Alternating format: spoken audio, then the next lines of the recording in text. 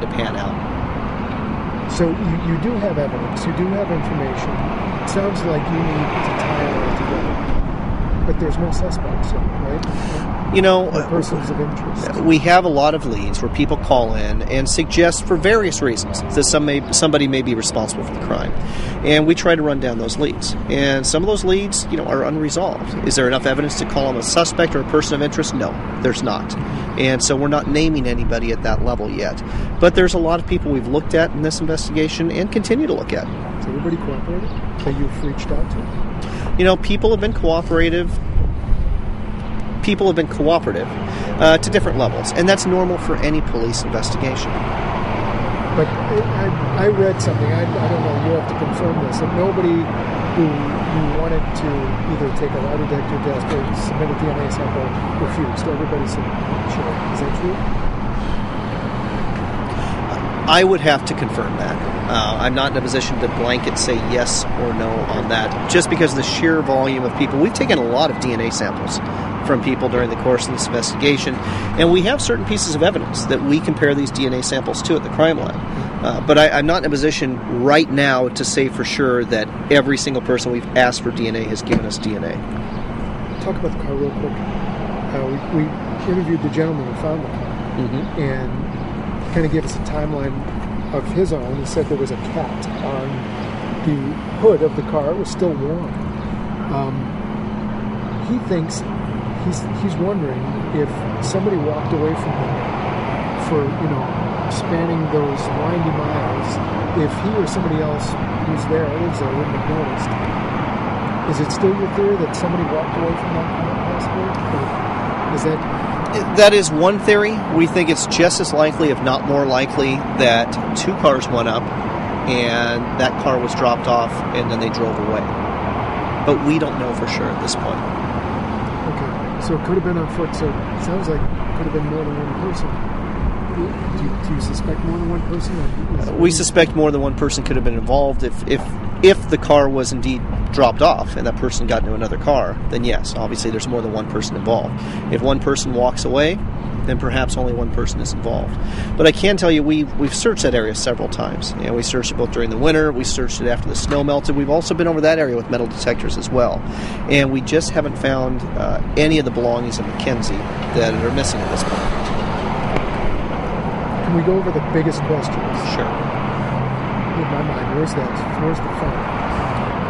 I don't want to put words in your mouth. What are your, as a professional information gatherer, mystery solver, what are your biggest questions? Well, that's obviously, the biggest question, obviously, who is the killer? Why did they do this? The second biggest question I have is, somebody out there has got the information about this. We have no doubt that somebody knows who the killer is. And why haven't they called us? Why aren't they helping us solve the murder of a child? That's a huge question that we have. And then you have the smaller questions. Where's the cell phone? Where's her keys that are missing? Where are other items that may be missing from MACKENZIE as well? Why was she calling this number? Why did she go down to the boat launch to call? And those are all things that we don't know the answers to yet. But we're really hoping that through the course of this interview, that somebody out there is going to be able to go ahead and help us solve this mystery.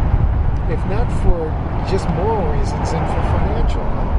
Well, you bring up a point, and we understand. Sometimes money will motivate people to talk. A lot of people in this community have come together, and there's two separate reward funds out there. Number one is a Crime Stoppers Reward Fund, $7,000. If you just want to remain anonymous and give us information, you can call Wenatchee Valley Crime Stoppers and go ahead and give us that information, and you can earn up to $7,000. If you're willing to give your name, and we get information that's going to lead to the arrest and prosecution of the person or persons who killed MACKENZIE, that could be worth up to $47,000. That's how much money the community has pooled together because they want this solved. Are you convinced that somebody outside of... I guess I'm asking the same question a different way, so forgive me. But are you convinced that more than one person knows, more than just the killer knows, that there might be one person, two people, several people outside of that person, a circle, people who know something, who are keeping a secret? I don't know about a circle. I don't know how many people know. But I know it's human nature for people to talk.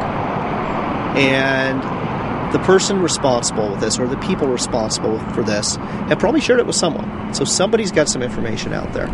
And it could just well be that somebody saw something, that thinking back they didn't think was important then, that they realize now, watching this, maybe I should mention that. I didn't think it was important, but maybe it'll lead to something.